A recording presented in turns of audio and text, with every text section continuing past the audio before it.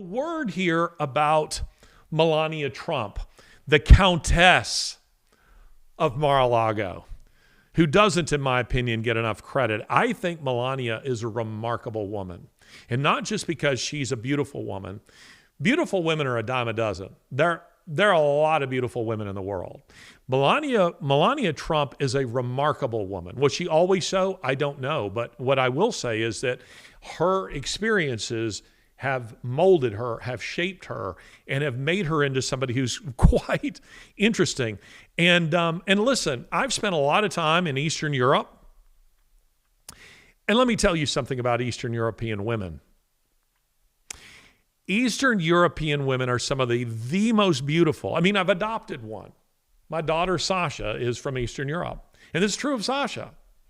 Eastern European women are some of the most beautiful and gracious women in the world, but they are also among the toughest. Especially those who, like Melania Trump, grew up under communism. You know, she was born in 1970. So she was 21 when the Soviet Union collapsed. She grew up under communism. Women like that, people like that, they're tough. They're tough. You know, I just returned from Europe, you know, as I've said. Those of you who follow me know this is true. And I kind of use Rome when I have to be in Europe or Africa. I try to push. The reason I'm gone for a long period of time is because I find going back and forth to Africa and Europe really hard on me the older I get. Jet lag is real, and the older I get, the harder it is for me. It takes me 10 days to adjust, to get used to it. Coming back is not so bad.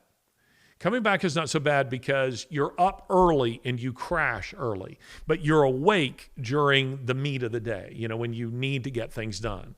And you may feel like you're tired and ready to go to sleep at 6 or 7 o'clock. But when you go over, it's completely different. It's in the opposite direction.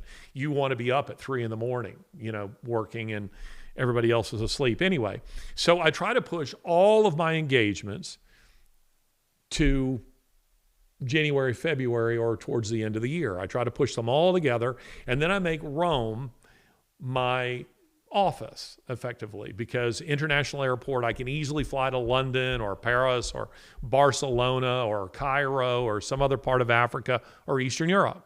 Very easy to do that, and Rome is not nearly as expensive as cities like Paris or London. They're far more expensive. And the weather in January, February is much nicer in Rome. Much more pleasant. I, as a Southerner, you know, like it. It's very similar to the American South. You have days that are, you know, maybe in the 30s, but then the next day it may be 65 and sunny, you know, which you don't get in Berlin.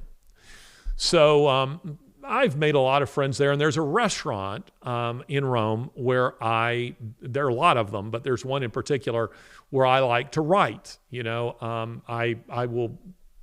Working in coffee shops is not a thing there. So I'll just sit and work in this restaurant, and they've kind of adopted me. And the restaurant is owned by an Eastern European woman, Natasha.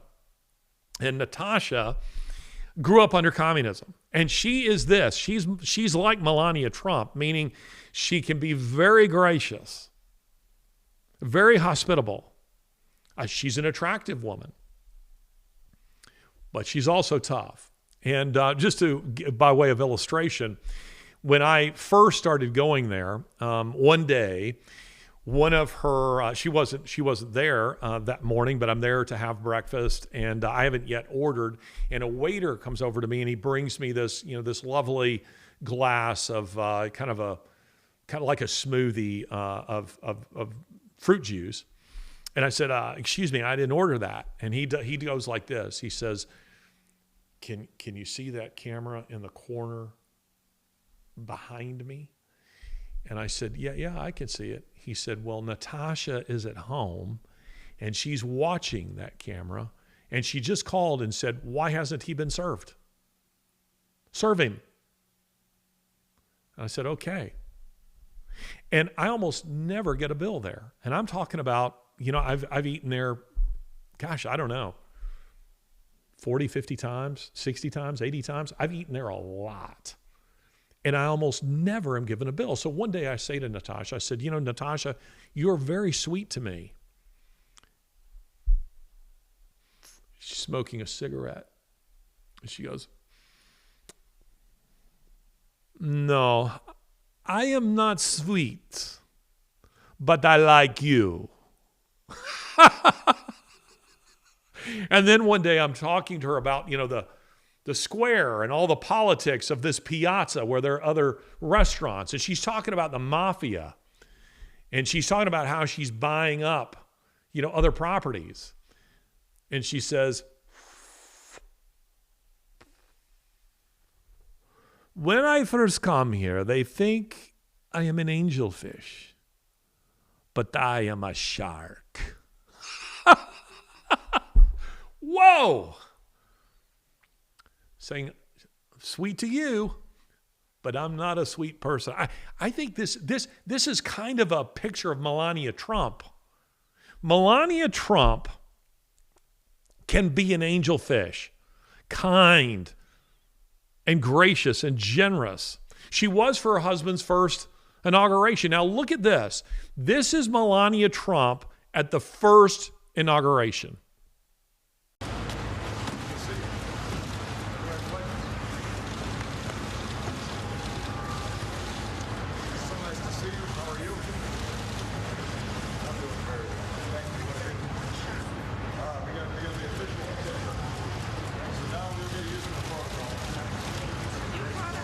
There she is. She's all smiles.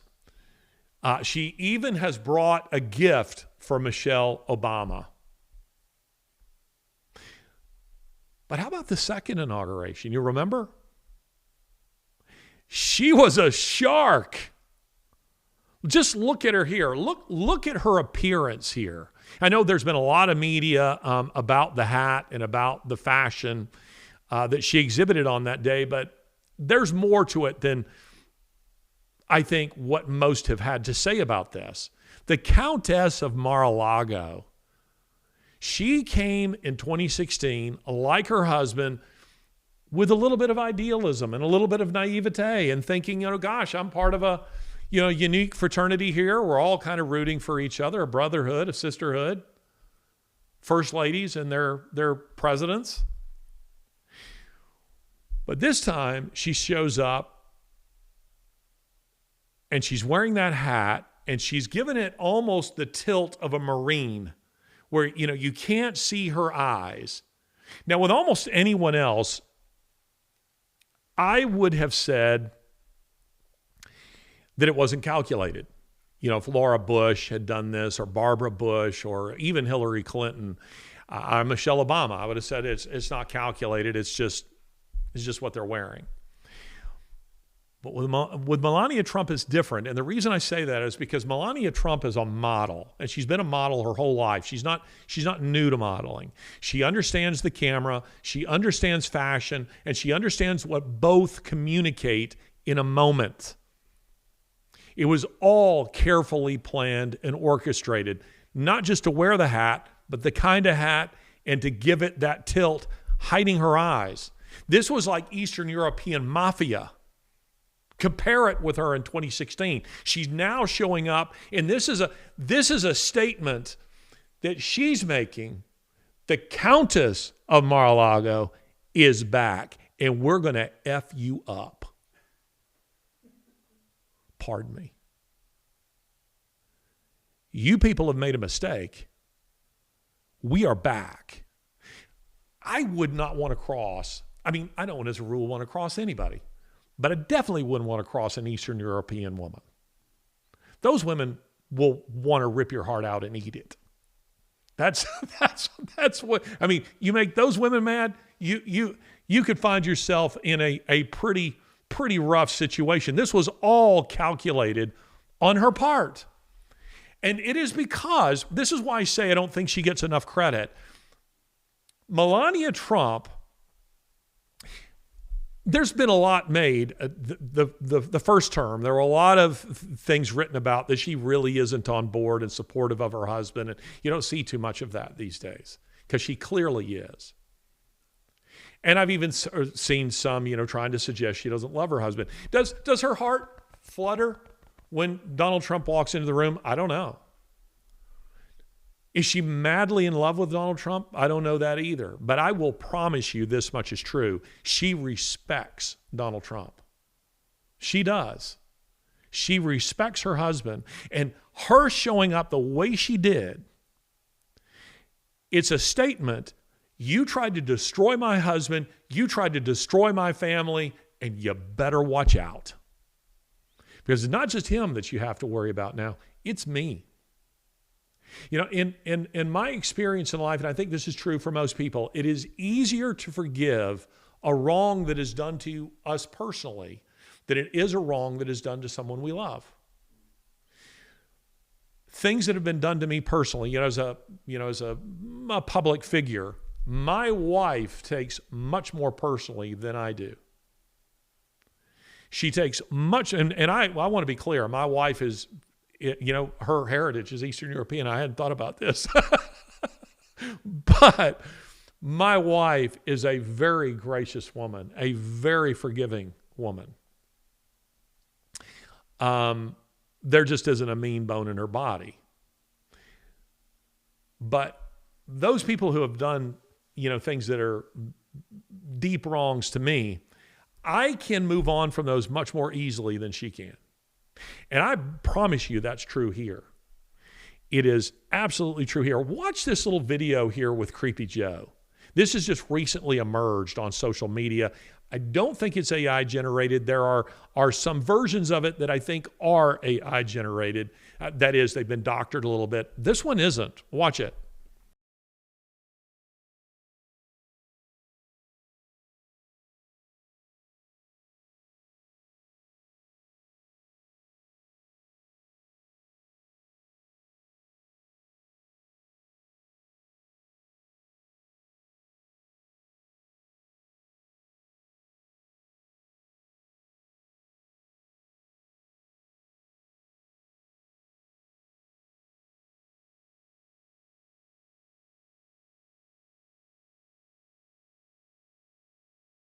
Now, what's going on here?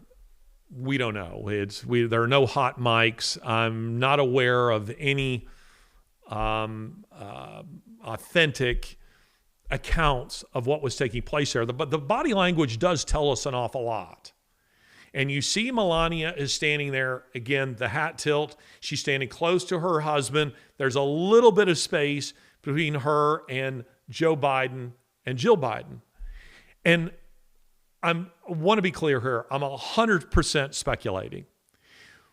But the body language and what you see happening there, a lot of people have read this as mainly as just Joe trying to, to feel up an attractive woman. There's a little bit of that too. If you see the video of this from behind, his hand slides down onto her backside. There's no question about that. But I don't think that's what's chiefly happening here.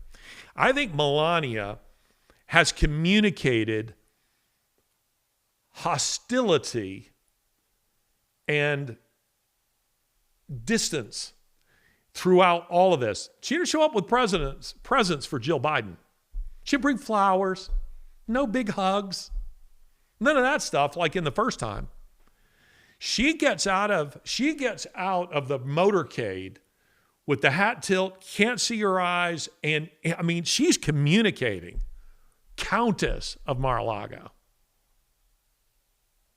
And I think Joe Biden is trying to say, hey, we wish you guys, hope it all goes really well for you. I think he's trying to break the ice with her. He's feeling radiating from her hostility, and she's having none of it. And Trump is he looks and sees it, and then he looks back at, the honor guard or whatever is taking place. We can't see that part. And then he looks back again, and he puts a protective arm around Melania and pulls her close. And I say protective, he's protecting Joe Biden, not her. He's protecting Joe Biden. He's saying, Melania, come on, sweetheart, get over here. Leave him alone. He's an old guy, doesn't even know where he is. And then Jill Biden comes over. I think she's coming. And then the Secret Service comes in. I don't think that's happening if these are all warm well wishes. I don't think these are warm well wishes. I think Melania was ready to unload on the two of them. And I think the only thing that prevented her from doing it was her husband saying, over here, wildcat, come on, get over here, get over here. Ignore him. She's an interesting woman. And she's supportive of her man. Hard circumstances change people, but not always for the worse. They can be for the worse. Hard circumstances in life sometimes leave a person jaded, bitter, and cruel. But sometimes the change is a positive change. Sometimes it wakes you up to a reality that you need to be aware of. Sometimes it educates me. Fool me once, shame on you. Fool me twice, shame on me. I think Melania had decided, I was naive about you people the first time around. I tried to be nice. I thought we could be friends. I thought we were on the same team. But if you're going to show up here and pat me on the back or backside and pretend like we're buddies while you've tried to destroy everything I love, I'm not playing that game. And if you're from the American South, by the way, this is a thing that Southerners are very good at. Southerners are known for their hospitality. And that's real, by the way. And I do think that Southerners, as a rule, are generally some of the kindest, most polite people you'll meet in the world. You know, you have car trouble, several cars are going to stop and try to help you. I mean, that's a real thing. But what is also a real thing in polite society anyway, in the salons and drawing rooms of the South, is that there are those people who will privately seek your destruction, and then when they meet you, they go, oh, hey, buddy, how's it going? And you're thinking to yourself, yeah, but you just wrote that article about me. You just said this about me. You just tried to do that to me. This is a part of me. You know, I'm part, I'll say part Southern. My father was from L.A. In the colloquial, that means lower Alabama. My father spoke with that sonorous old Southern accent that's dying. Oh, Belvedere, come here, boy. You know, that accent is dying. But my mother is from British Columbia. She's from Vancouver Island. You know, so that blood, that Irish blood, courses, and Scottish blood courses through my veins. And I'm not good at playing that game. I am not good at hiding what I really think. And I make very little effort to do so.